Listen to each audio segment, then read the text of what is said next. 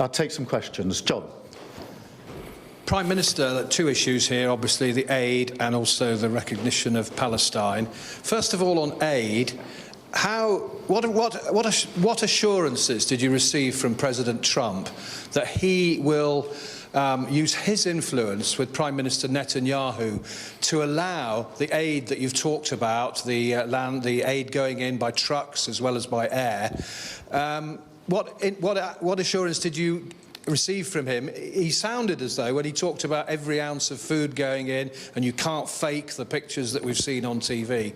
Tell me about the reassurances you've heard, the promises, pledges from President Trump. And on the recognition issue, you do appear to have moved your position from as recently as last week, really, where you were talking about various other measures. I'm wondering what has influenced you into making what looks like a U-turn here on this issue? Is it pressure from the 250 or so MPs, most of whom are Labour? Is it pressure from inside your cabinet? We hear there are 7 cabinet ministers pressing you to push for recognising Palestine. Or is it President Macron, who, of course, lobbied you? He talked about it last Thursday about recognising the Palestine also at the UN General Assembly. And what difference do you think actually recognising Palestine will actually make in practical terms?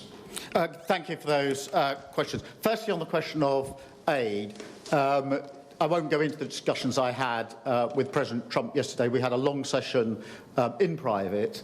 And we discussed the situation in Gaza, and you heard the way the President then put it in the press conference that we held afterwards. And I think you could see for yourself his concern about the humanitarian situation in Gaza, as is my concern, because we've been saying for some considerable time now we need to get more aid in at volume and at speed, and the situation now is absolutely catastrophic, which is why I've taken this decision today.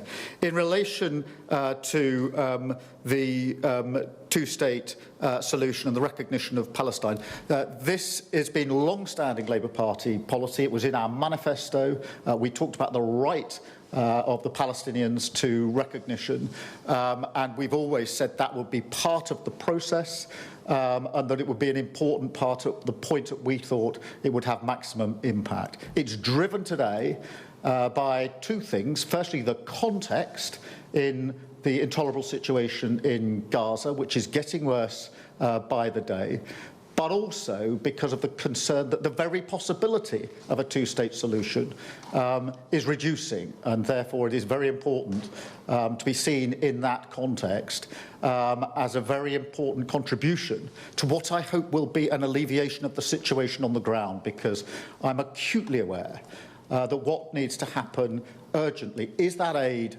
into Gaza at speed and at volume, and that ceasefire that can open the way for a political process. So this is a decision taken by this government in the context of today, and after a meeting with my cabinet just earlier this afternoon. On the question of the difference it will make, the reason we have announced this in the way we have in relation to the General Assembly in September is precisely because I want to ensure that this plays a part in changing the conditions on the ground, and making sure that that aid gets in, making sure that there is hope of a two-state solution for the future.